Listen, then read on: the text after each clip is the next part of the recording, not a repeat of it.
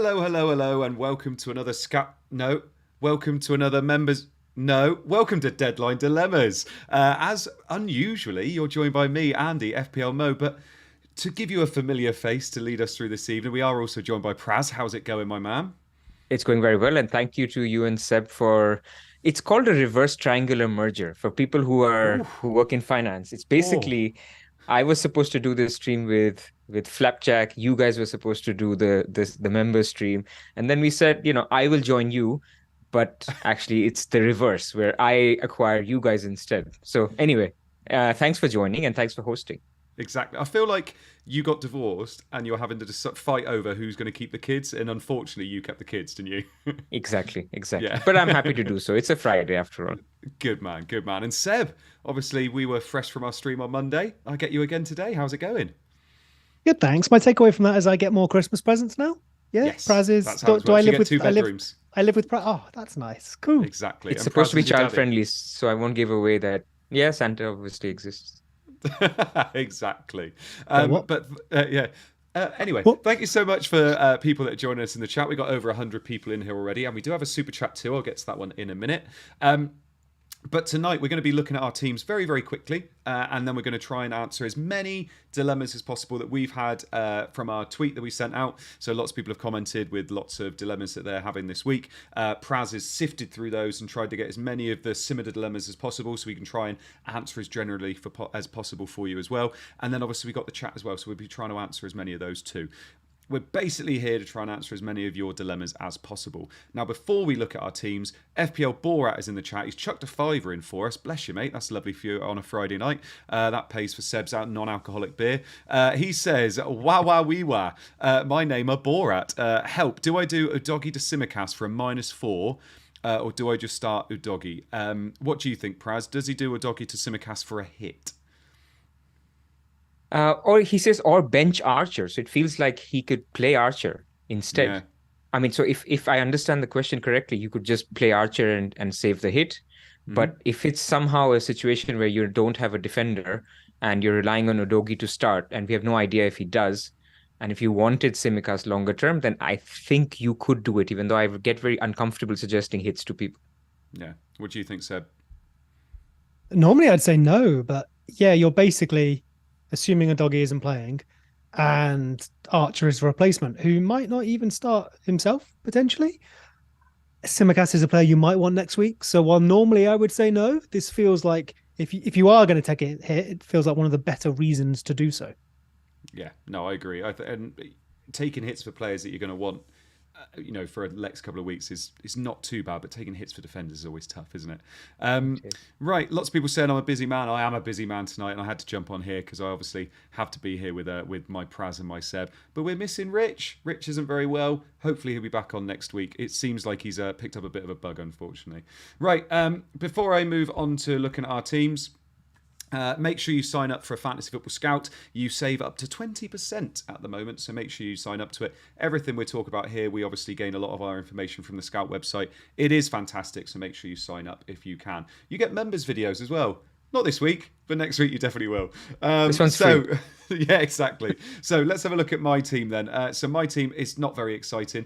I am rolling this week, and my biggest dilemma is whether I play Taylor or Mitchell. Because I didn't realise Mitchell was actually fit to play. So that sounds quite good. So I've got Areola in goal, Simicast, Taylor or Mitchell, Cash, Bowen, Saka, Gordon, Son, Salah, Watkins, and Haaland captain. Captaincy's a no-brainer for me. I've obviously got Haaland there, and it's whether I play Taylor or Mitchell. Mitchell was in my team to be playing this week, but obviously Taylor at home, Palace can't score for Toffee at the moment. It's whether I play either or. Seb and Praz. That is my dilemma this week. Taylor or Mitchell. Either of you have a preference? Mitchell.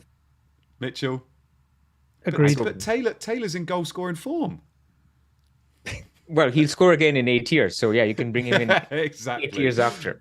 Yeah, no, I've got Mitchell in at the moment. I think that's the way I'm going to be going for it. What's this? We got another super chat. Waka Waka AA, morning from New Zealand. Question, would you gamble keeping Luis Diaz for this week? Options I have are Bowen or Mbumo. So, Praz, Quite a few questions on this. Yeah, would you lose Luis Diaz this week? I think sadly you have to. I mean, even though he has trained, I think what you're taking is a gamble that he starts or not. His head is not right. It's not a nice situation. And if it was a fourth defender or a third striker, you could say just, keep him and then start him. He's a midfielder, and that's prime real estate, right? I mean, you can go for an Mbumo this week. You can go for other upside picks, even a Jota or a Foden if you wanted a more short-term pick, Mbumo being the longer-term pick. So there's so much out there that I would just say, do it, just get rid. Yeah. Seb, you agree? Yeah, indeed. I don't think we have any indication that Luis Diaz is going to start, which is what you'd need out of this, unfortunately.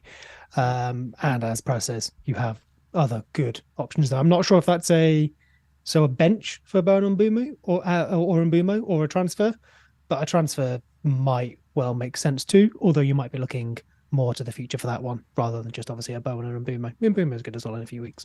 Yeah, do agree. Right, let's move on to Praz's team because that's even more boring than my team, I think. Hopefully, in terms of decisions, by the way, not in terms of the actual team. Talk us through what you're thinking this week, mate.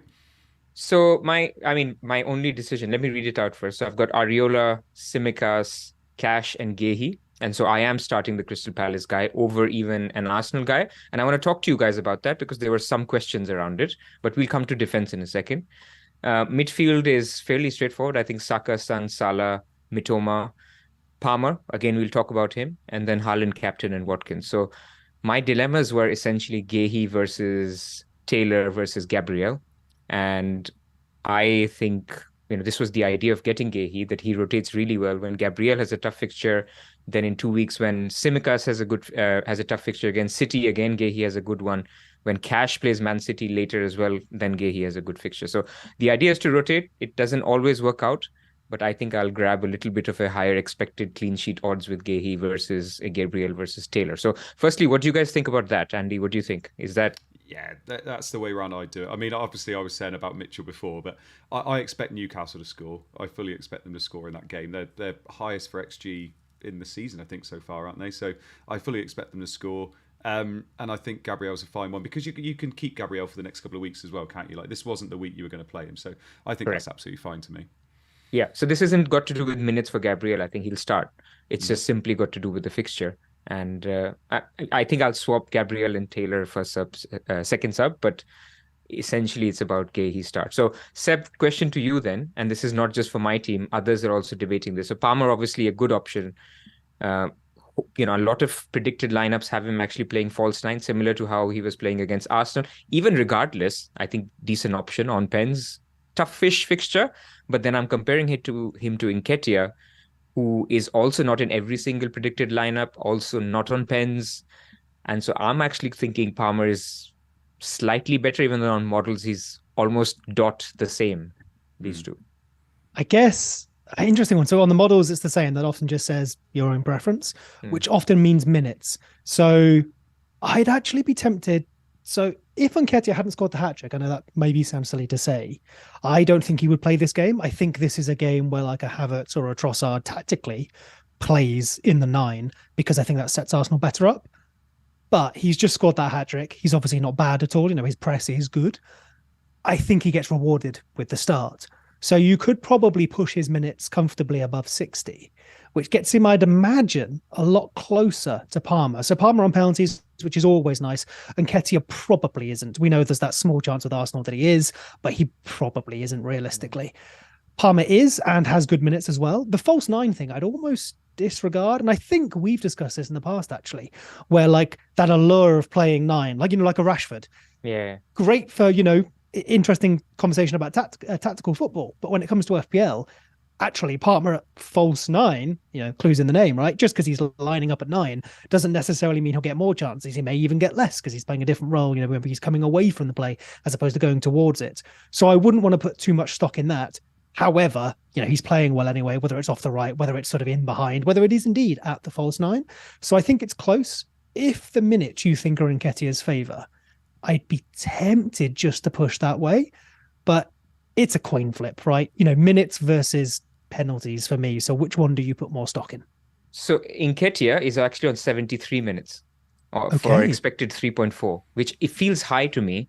And if I look at Palmer, he's on 72 minutes, which feels low to me. That And that does gives the feel same meaning. low. Yeah, I'd be tempted Play Palmer. to push Palmer then based on obviously what we're doing here is we're taking the information our model gives us and then judging whether we think that's a good assessment or whether we can add a little bit of our own spice and see if we can beat the model, right?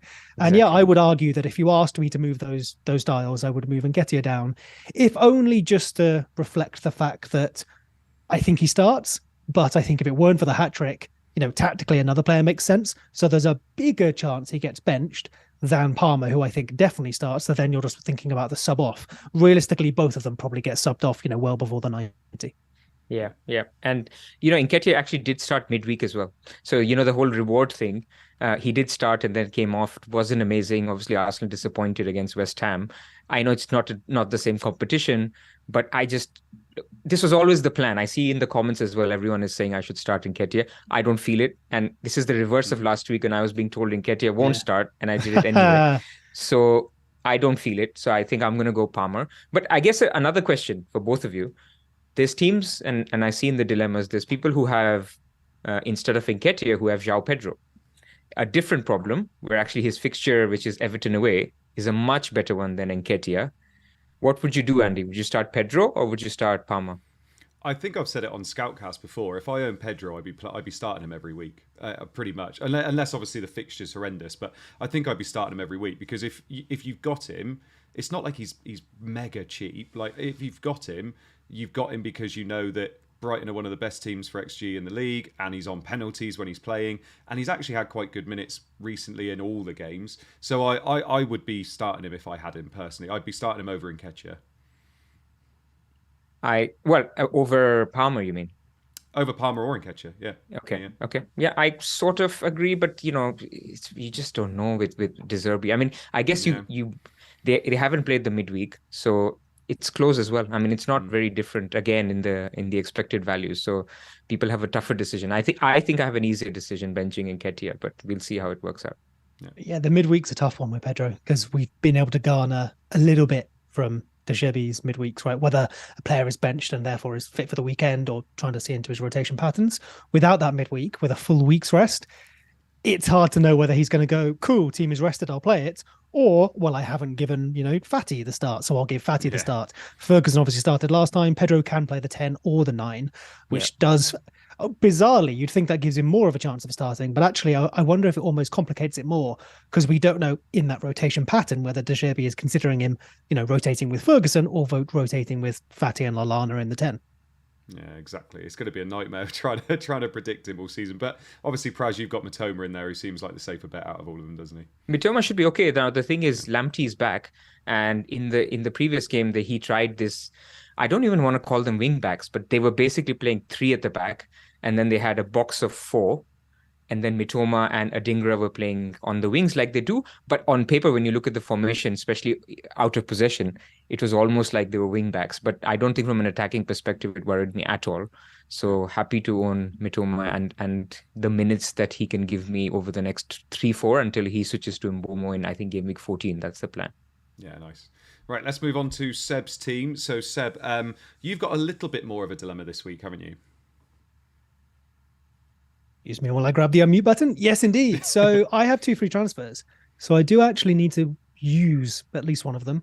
And of course, this is a Haaland-less team, and I would like Haaland for game week 16, please. So anything I do does have that in the back of my mind. I have plenty of money to make that happen. By plenty of money, I mean, the planned transfers can work, but I can't just do Watkins straight to Haaland or anything crazy like that.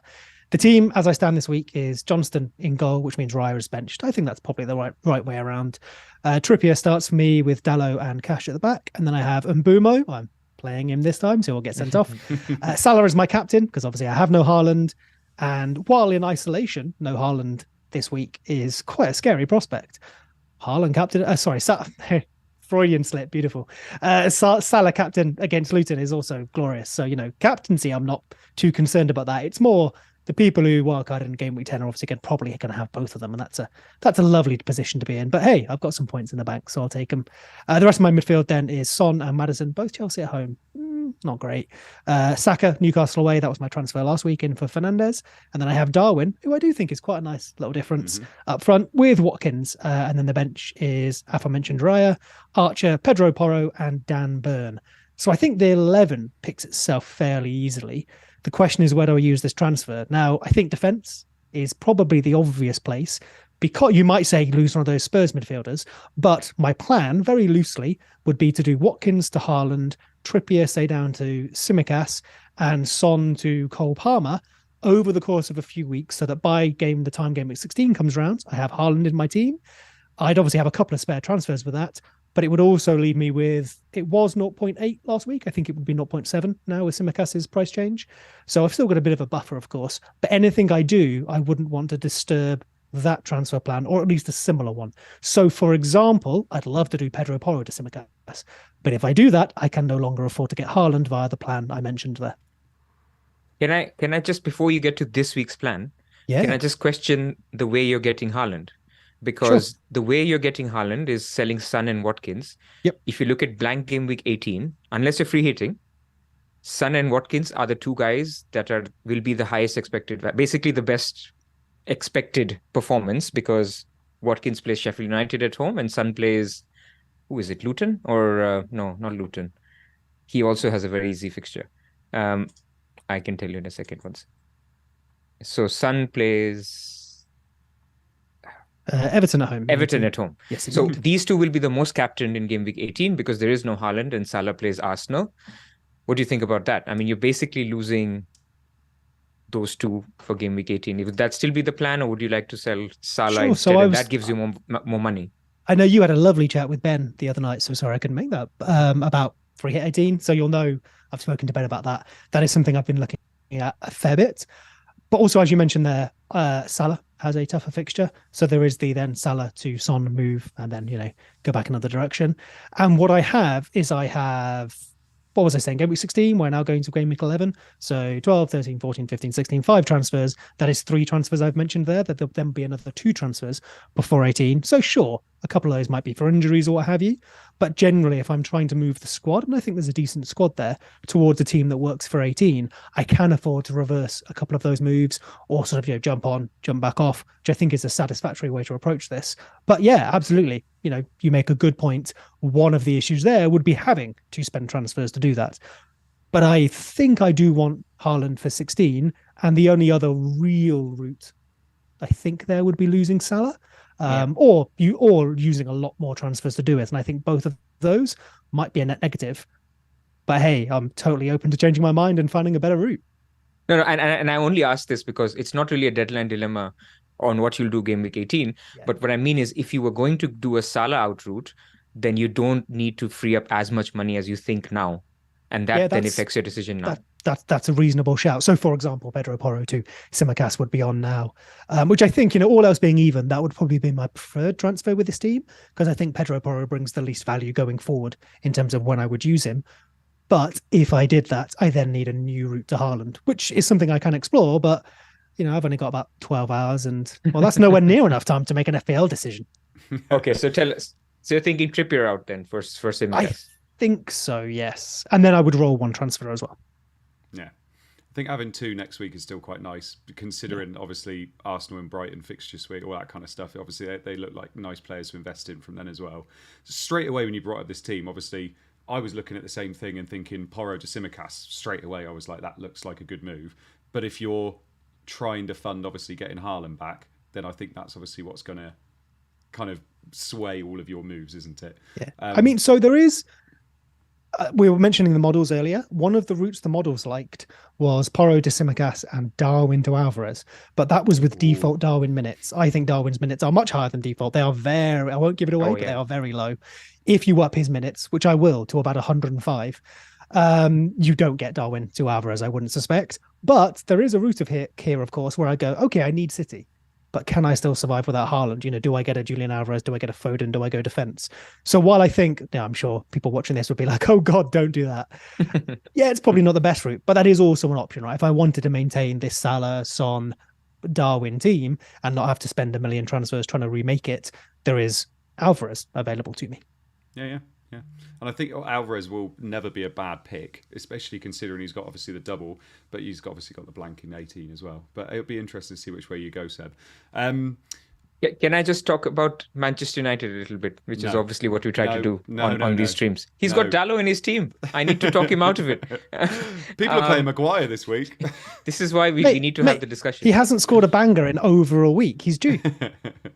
So here's the thing, right? I mean, even the markets, even the models have gone very, very cold on Man United. I mean, quite stark, actually.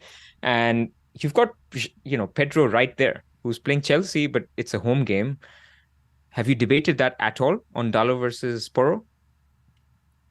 I will be honest and say that is probably the first time I've considered it. I am comfy with Dalot over Pedro Porro. I'm open to being told why I'm wrong. For example, if Wan-Bissaka was potentially going to take some minutes off him, that would be a genuine concern. But I think, United aren't all that hot. But I think they have a better chance of defensive points than Tottenham have against Chelsea. Maybe not massively. Dalot also brings a bit of attacking threat, which Porro does as well. But again, against a much poorer defence. Yes, away from home. But I think I back that decision. But my friend, please correct me by all means. No. I don't think Wan-Bissaka is... It is a little bit of a worry because he did come on midweek and play some minutes. But A, maybe he's not even ready for a start. And B, even if he starts, it could be him starting right back and Dalot starting left back instead of Reguilón. So it's not... I mean, you would have to be, I would say, unlucky if Dalot doesn't start. So it's, base case, he starts. So you shouldn't look at it that way. And I don't think, he's been playing 90. So he just got a little rest is what I think it was. But this is the team, man. I mean, maybe it's easier when you're not a fan to own a player. It's just so dire to watch the games. And that Fulham's getting at least 2 big chances in the game. If they score them, then yeah. If they don't, then, well, that's fine. So I've had this chat with Seb before. It doesn't go down well, Pras. All right, we're not investing in the team, is what Seb will say. We're investing in the player. Yeah, I can't believe as a Leeds United fan, I'm going to sort of defend Man United here. But I think this is one of those occasions where we go, Man United look awful, especially for Manchester United, for having spent a lot of money, for having a manager for a bit of time. You would expect progress, and I think there was progress, and then, or maybe just because Casemiro and Rashford overperformed, but. Now there isn't, and it looks bad. And the narrative, the media adore to talk about Man United mostly negatively nowadays. But from an FPL sense, Fernandes, I had Fernandes a couple of weeks ago, done him to Saka. One of the transfers I was considering was Saka back to Fernandes. 3 lovely fixtures. Maybe not from a Man United point of view, but if Man United lose 3-1 to Fulham and Fernandes scores, what do I care? Likewise, if Man United draw 0-0 to Fulham and it's terrible and they look awful, but I get my 6 points for Dalot, what do I care? And I think that's where we can sort of risk overreacting might be the wrong word. But if Man United become a mid-table team, fine. Mid-table teams keep clean sheets. I own their defenders all the time. No problem at all. It's kind of like a relative to expectations thing here. Now, you're right. I don't think this is the time to go and get triple Man United and start captaining Bruno Fernandes over Salah or anything like that. But they're still going to return points. They're still a good enough team from an FPL sense, priced well enough as well. Fernandes was 12 million. This would be very, very different. But he's in the 8s, I think, low 8s. Dalot is in the 4s, the mid 4s. Crystal Palace have defenders. Mitchell's low 4s, is he? Something like that? Is he under 4? 1.5. Don't you say? Oh, you're going to go, Tyree. But I was going to say, hey, I love Palace. I'm playing Palace goalkeeper this week. But my point is, if you had Mitchell or Dalot, I think that'd be an interesting conversation. And so that just goes to show that, Man United have been poor, but Dalot is still a legitimate asset for what he offers. Yeah. I mean, he does have a long-range effort in him, Sheffield United. So yeah, maybe you get that. Look, I'm just saying, clean sheet-wise, to answer your question, which you didn't ask, I would play a Crystal Palace defender over Man United one this week. No question. Fair. No question. Yes, it's a different conversation when it's Spurs who are playing also a good team called Chelsea. So it's not the same thing. But look, fair enough. I just wanted to bring that up because other people are thinking. If Spurs had anyone other than another top 6, I don't know, you can say Chelsea top 6 or not, but you know what I mean, right? Yeah. If they had anyone other than another Premier League side. But yeah, if Tottenham had a medium to easy fixture, I think that would be extremely easy because Pedro Porro is just better than Dalot going forward and probably plays for a better defence. But I think the fixture is tough enough. But hey, we've discussed this long enough that if anyone's in a similar situation, Pras certainly doesn't think it's a foregone conclusion. And I'm not trying to argue that it is. I think I do just edge Dalot, however. So I look forward to Pedro Porro scoring a brace. Yeah, and Simicast. Right, so let's move on to... So what I have done, just to give some people something to look at while we're chatting, I've got Lego Mane's hop-on, hop-off fixtures here, so if we want to reference that while we're answering some questions, we can. It's absolutely brilliant. We put it on Scoutcast the other day. He's updated it for now, and it's absolutely brilliant, so make sure you give Lego Mane a follow. Pras, you were scouring the comments to bring up some dilemmas. Chuck us at them, please. So, and then we'll do a bit of a Q&A. People can chuck stuff in as well. We got about 10 minutes for each of those. So, okay, I've got about 5 or 6 questions here. So let's start with defense. So we've talked about Gabriel, Mitchell at length, Dalot. Let's talk about Lascelles. A lot of people are looking at Lascelles as an option now that Botman is out for a little while. Mm-hmm. And is he he's probably not a transfer in this week, but is he somebody that you would look at, Andy? To be honest, I'm going a bit cold on Newcastle now, just because their fixtures are quite tough moving forward, and I don't really know what the ceiling is on a lot of these Newcastle players. I'm even looking at Gordon in my team and thinking it's tough moving forward until about game week 17. The problem I'm finding with Lascelles is, unless I am working him into some kind of rotation that means I'm going to play him in game week 12 and game week 15 when he has nice away fixtures against Bournemouth and Everton, I'm not really sure why I'd be getting him, and I'll probably just get someone else and then free up a Newcastle spot. But by game week 17, when I could look at playing him, Botman's probably back then anyway, so I would want Botman over him. So I don't think I'd be going for him. I know a lot of people have done it, and obviously I've done it. I think you just go for a player that's going to be playing every game moving forward, and that's obviously someone like Charlie Taylor, even someone like Branthwaite, who's looked quite good recently, who's very, very cheap as well. I'd probably just look for that instead of Lascelles personally. Cool. Coming to midfield, Seb, question to you. Someone's FPL Cruyff is asking, play Adingra or Gordon? I mean, where are you with these cheap midfielders? You're under 5.6 or let's say under 6 million. Any preference, or they're all much of a muchness? Eze's back soon. That's why I was said under 6. I was very careful. Yeah, I know, but I had to squeeze it in somewhere, and my time was running out. So that choice you gave me there, I probably go with Adingra. Standard Brighton minutes, caveat. Gordon better for minutes, I think. Oh, I mean, I say that Adingra's had good minutes, but the fixture is tougher, so I think I back fixture there. In terms of other cheap midfielders, I mean, I honestly haven't dipped into, you've seen my midfield, right? I guess that's where a lot of my Haaland money went. I haven't really dipped into them that much, but I think the one thing I'd want, and we've got the fixtures up here, right, is I'd want that spot to be flexible for me. So whether that means it could facilitate a forward, so you're rotating I don't know what would be, I've spoken about Eze, but who else would be in another? So you've got Hwang, you've got Gordon, you've got Douglas Luiz, you've got Palmer, Adingra. These are the guys. So I'd want something that could facilitate the forward, in a rotation or what have you, or that could move around the midfielders. So, for example, looking at, fixtures here, we've mentioned that Villa have they had a good 3, then I got a good 2, another one as well in there in Bournemouth. But then I'd want to look at, okay, what picks up after that? Well, there's Chelsea. Now, for me, it's Cole Palmer. You mentioned that price range. I think while right now, Cole Palmer isn't that hot, so sure, maybe you go, look, I'd love Eze Elise to actually be cheaper for this conversation, but fit. So you can't go there yet. But those Palace and the Chelsea fixtures are just too perfect on the ticker there. There's West Ham. So your Bowen, again, I know a bit more expensive. Ward-Prowse dropped off, which I think was expected. But you are either looking to try and cover those first 3 or 4 weeks before I think Cole Palmer becomes quite an easy pick, with the caveat of it's far away, so, time for rotation, stuff like that. Or you probably go straight Cole Palmer. Minutes, penalties, good price. I think you go Palmer and you spend your transfers elsewhere. Nice. Okay, I'll come to you again, Seb, because you own Maddison. So a lot of people are thinking about, can I do a Maddison to someone else? Does it have to be this week or next week? What are you thinking? I mean, let's forget about your defense, and let's say you had no issues in defense. Yeah. What would that be your weakest link, you would say, in your forward line, and where would you go with Maddison? So I guess for me, the more prevalent thing there rather than the defense is obviously Haaland, right? So Maddison doesn't really buy me many funds to try and get a Haaland. But maybe I'll try and set that aside as well. On wildcard, people were using the Maddison slot to facilitate other things. So obviously midfields were including Saka or Odegaard or Martinelli's, and having, Palmer of the make weights, your Mbumos. I think that's another player I'd be looking at. I wonder if people who also have Haaland and Maddison maybe don't have Mbeumo anymore because they've wildcarded into a team that included Haaland rather than one that included more midfielders. And again, if we look at the fixtures here, a couple of decent ones for Brentford.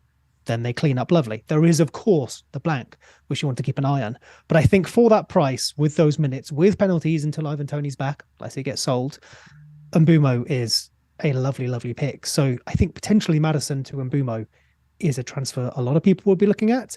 There's the shorter term one of Diaby as well with Aston Villa. And there is Brighton, I think, and Matoma, which tried another way of saying that, see if I got it right this time. There's good fixtures there still. Yes, it's a minutes concern, but I think Matoma has some of the strongest minutes in the Brighton side.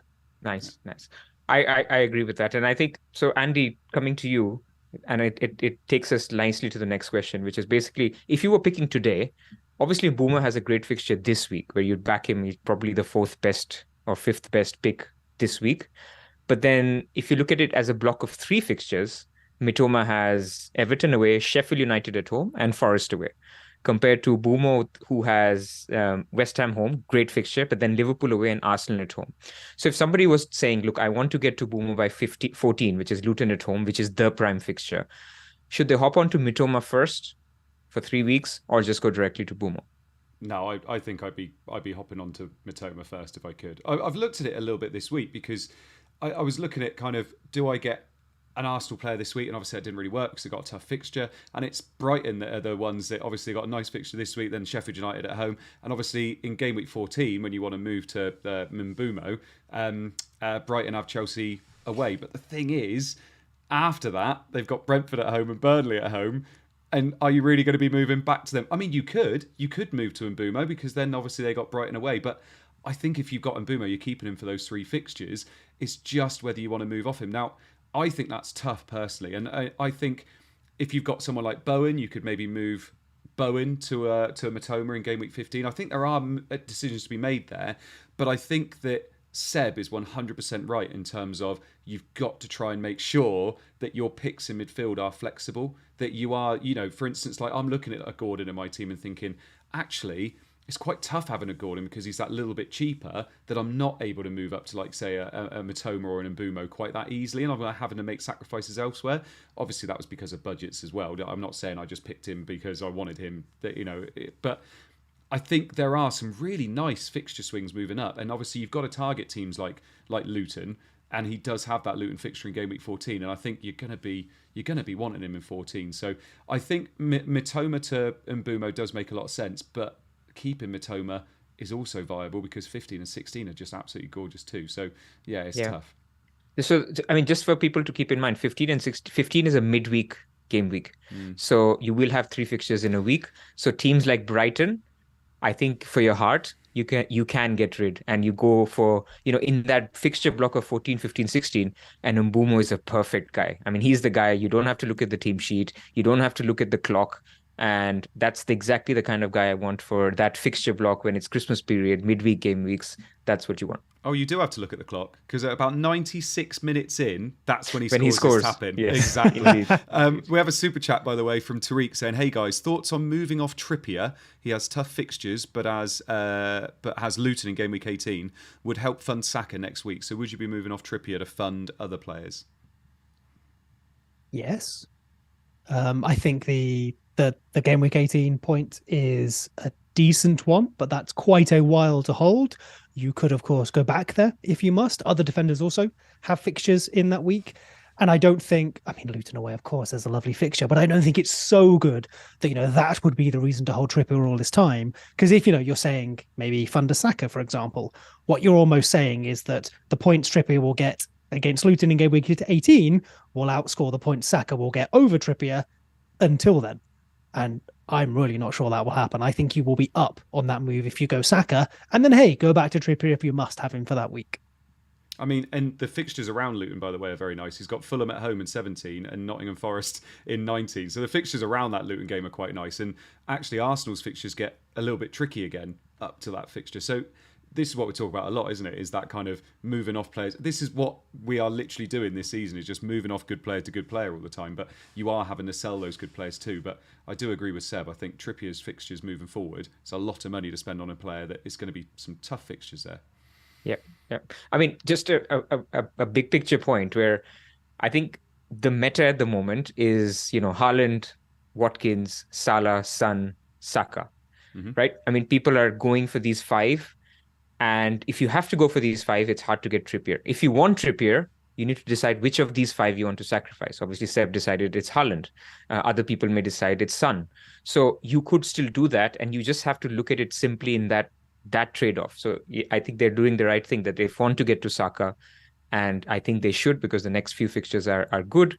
Then if Trippier is the last on that list, for me it is, for a short term, then yes, that's the way to go. Yeah. Right, have you got one more, Pras? And then we'll chuck in a few questions from the chat as well. So there's one, I can take this one. This is the last one actually on the tweets, which is basically play Flecken or Areola. I also have Bowen. So I get this question a lot because people say, look, I have Bowen, even though I think Flecken is the better keeper. How will I watch this game? Because Bowen should score and then Flecken will not keep him out.